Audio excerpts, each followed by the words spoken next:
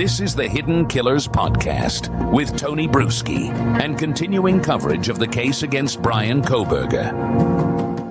When Bryan Kohberger abruptly took a plea deal admitting guilt in to the chilling murders that stole 4 promising lives, it was the legal equivalent of slamming on the brakes of a roller coaster seconds before the stomach-dropping plunge.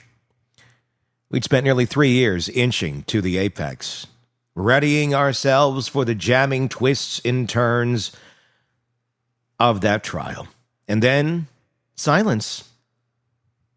No trial, no jury, no dramatic cross-examinations, just Kohberger awkwardly standing up in court, confirming coldly that he was indeed the monster we'd feared him to be all along. But was it as simple as it seemed? Today, to unpack the psychological complexity of why Kohberger stepped off the ride at the last second, I'm joined by former FBI Special Agent and Chief of the Counterintelligence Behavioral Analysis Program, Robin Dreeke. If anyone can unravel the web of calculated, detached, and frankly chilling motives lurking behind this plea, it's Robin. Throughout this conversation, Robin and I confront some deeply uncomfortable truths. Did Kohberger really surrender because he feared the death penalty? Or was there something deeper, something darker at play? Maybe the public spectacle of the entire thing, his entire life being dissected piece by humiliating piece, was too daunting even for someone as twisted as he is. And maybe, just maybe, he saw this as his chance to perform the only remotely humane gesture he's capable of, sparing his family from endless appeals and emotional trauma. But does someone like Kohberger even think like that? That's the question. Robin dives into the unsettling paradox at the core of this case. He explains how the very justice system designed to punish a criminal like Kohberger might inadvertently offer him exactly what he desires: infamy, notoriety, and endless attention from psychologists, criminologists, and the public. We explore the harrowing possibility that Kohberger's cold calculation extends beyond his crimes into his punishment. Did he strategically choose prison over death, not because of remorse, but because it aligned with his twisted sense of achievement and notoriety? And let's be honest, what about his defense attorney, Ann Taylor? Robin and I tackle that. It must feel like must feel like to represent someone who admits without remorse or emotion to such horrific acts. How can an attorney maintain professional detachment with a client beside them that admits openly to slaughtering 4 innocent people? I'm not criticizing Ann Taylor, but we're going to talk about it. First, Robin, let's dive straight into the question everyone's wondering about, given the magnitude of evidence against him and the potential humiliation awaiting him at trial. Why did Bryan Kohberger decide to stop his deadly ride at the very top of the roller coaster? In the bigger 10,000-foot picture, and having someone who doesn't have a child invested in this, whose life was taken, I don't know that I would have trusted a jury on this either. Granted, there's a lot of damning evidence here. A lot of it is circumstantial, but all you need, as we've seen in several cases in this last year, all you need is one. And it's not that you have one that's like out there being the Dexter and they're fighting, as a vigilante. They're just dumb. They're just misinformed. They're a low IQ. They have some sort of personal trauma or vendetta that they're going to project onto this case rather than actually look at the evidence. And they're going to say screw you to the system for their own personal stuff rather than the actual case that's going on. And that would have not been that crazy of a possibility here. So there was a very real possibility that Kohberger could have walked. And the fact that now is completely out of the question, I think, is a good thing.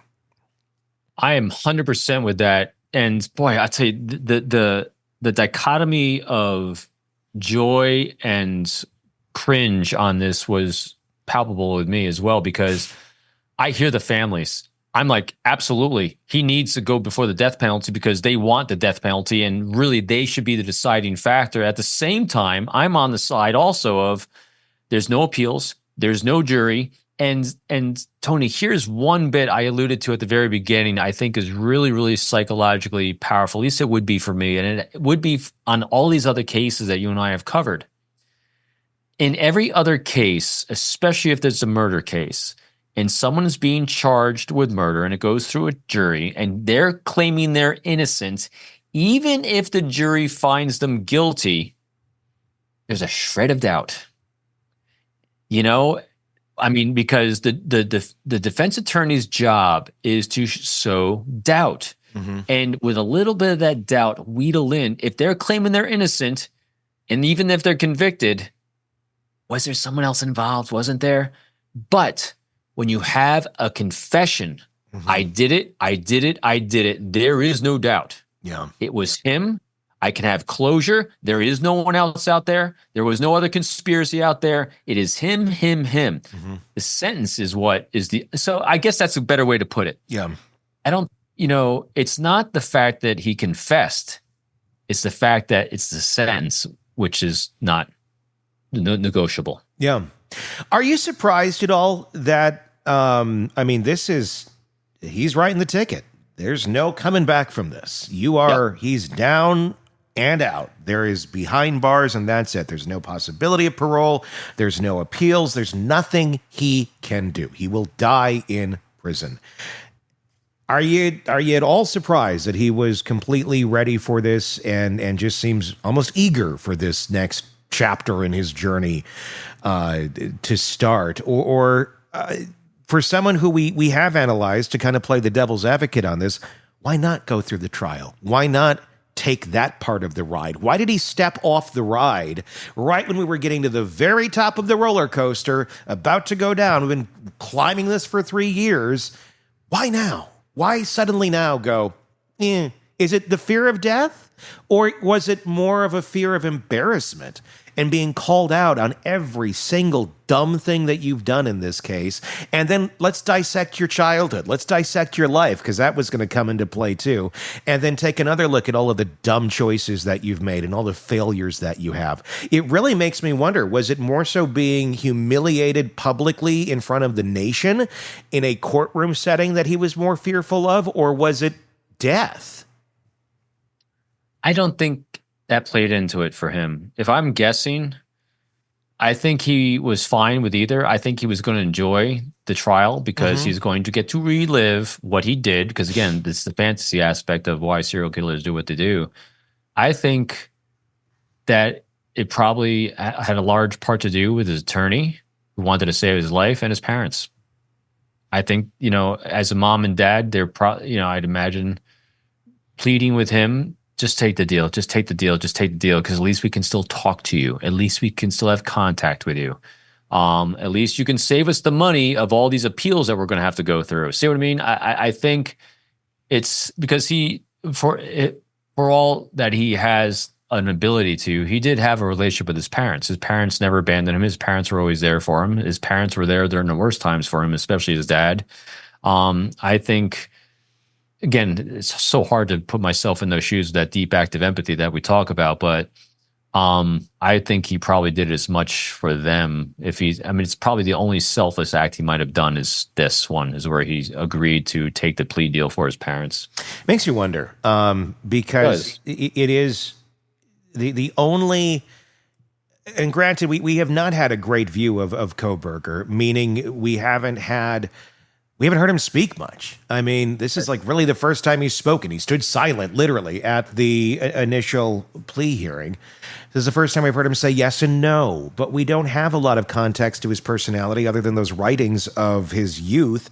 And in those writings where he's talking about the visual snow, he does seem to recognize, and this seems more like from a learned behavior than it is a cognitive, I empathetically feel bad that I'm hurting my dad, but he did seem to recognize that he is hurtful to his father, and he doesn't know why he is, and doesn't seem to know how to control it or why he's doing it. So I wonder if that was part of it, of they're asking me to do this. They have done things for me. Maybe this is a fair exchange. Just a very mechanical way of looking at it. Not like let me not put them through this. They've been through enough already. They filled this jug for me. I'll fill that jug for them because that seems to be the transactional way of doing things. It does make you wonder.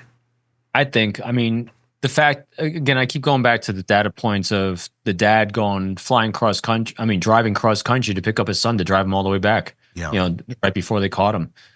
That's a relationship. He didn't do it out of anger. He did it out of love. That father did it out of love. No, completely. And so whether Bryan can reciprocate that emotion or not, he recognizes the emotion. That's why he wanted to be able to feel things, because he's seen other people have these things. Mm-hmm. And so whether he actually felt compassion towards his parents' request, if that, again, conjecture if it was a request or not, or they pressured him, he knew it would be good for them to take this. So I think that's why it probably one of the reasons why it probably weighed in on him. And also Ann Taylor, she stood by with him. Oh my God, and she, I would imagine he can recognize healthy behaviors. He just can't have them. Yeah. Because of that lack of capacity. So when he recognizes people doing well on his behalf, like his professor, like his attorney, like his parents, he wants to reciprocate. And so that's why he comes across as mechanical, because he knows the actions he should take. We see this with psychopaths all the time. Yeah. They know the actions they should take. That's why they come across as creepy, because they don't feel emotionally the output they're giving you non-verbally and verbally. And so that incongruence makes them come across as creepy, like you've seen in the courtroom, because he should have an emotional reaction to the environment around him, but he's not. And so, because I would imagine he's recognizing what people are doing and showing compassion in his immediate family, and he's wanting to have the behaviors to reciprocate that. Wow, I'm jumping way out on limbs here on conjecture. Giving him a lot of credit. That's what we did. Maybe I shouldn't. But again, we're trying to figure out why he did these things. I'm thinking that's the most plausibility for me. Yeah, no, I hear you. The control aspect of this. I want to say this before I go to control. Ann Taylor, I can't imagine. I wonder how long she's known that he did this. Not just like in her heart of just like, yeah, he definitely did this, but I'm representing him. I have to do my job. Versus when he's actually admitting to it and saying it. That's got to be, I don't know. You got to have a certain personality to do that job, but that had to have been a weird moment when you go home at night and it's like, this guy that you've been fighting for all this time, as calculated as it was, he's just flat out coldly said, I did all of it. I killed every single one of them. I'd be bathing in the courtroom. What's that? And they're sitting next to him. I literally saw that. So here's this cold-blooded killer that killed 4 teens, and they're sitting, and his 2 female attorneys and co-attorneys are sitting right next to him in that courtroom. I'd be bathing in bleach. Does that not creep you out? At night, that's a bathtub full of Purell. Just like, God. That would be, just the creepy level of that. But, again, as people want to criticize defense attorneys, and I get it. But it is a good thing that they exist. We do need people to represent those that are not being represented, and not everybody is guilty. But this is truly, obviously, a case where he is. Listening to Robin Dreeke break down the chillingly detached mindset of Bryan Kohberger feels like staring straight into an emotional black hole. Nothing escapes. Nothing resonates. It's tempting to hope that Kohberger's last-minute plea deal signals some microscopic flicker of humanity, some buried instinct to spare his family further pain, or even an impulse to acknowledge his own monstrous actions. As Robin points out, even those small gestures of humanity might be more mechanical than emotional.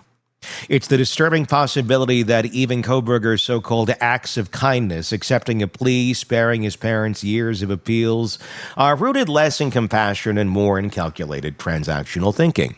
You scratch my back, I scratch yours. Robin offered a profoundly unsettling notion. Kohberger may have chosen to avoid trial, not because he feared death or even embarrassment, but because the structured isolation of prison aligns precisely with his comfort zone.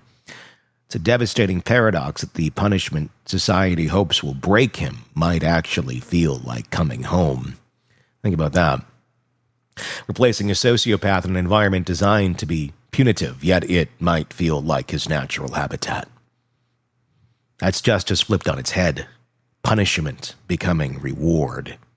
It's also the haunting image Robin evoked. Ann Taylor and her defense team sitting inches away from Kohberger in court as he openly admitted to this horrific crime. Imagine fighting relentlessly to defend someone only to have them coldly confirm everything you've spent years trying to disprove. And you have to sit there with a smile on your face. I'm not criticizing Ann Taylor. She did her job, and she's damn good at being a defense attorney. The emotional toll that has to be immense. Bathing in Purell level immense.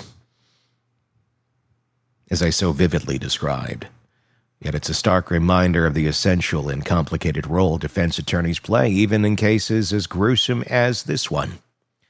We might find their position distasteful, but they're the ones who ensure the justice system remains fair and balanced, even when facing undeniable evil. Still, as we step away from this grim courtroom spectacle, we're left with an unnerving question. Did Kohberger's abrupt plea rob the families of true justice, or did it spare them the trauma of a painful trial? It's a cruel irony that in sparing himself humiliation, Kohberger may have unintentionally spared the families months of courtroom torment, even if he denied them the final say to the death penalty.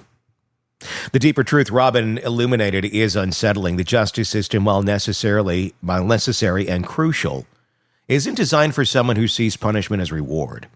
Kohberger's satisfaction in his punishment forces us to question how we deliver justice to those who don't just expect punishment.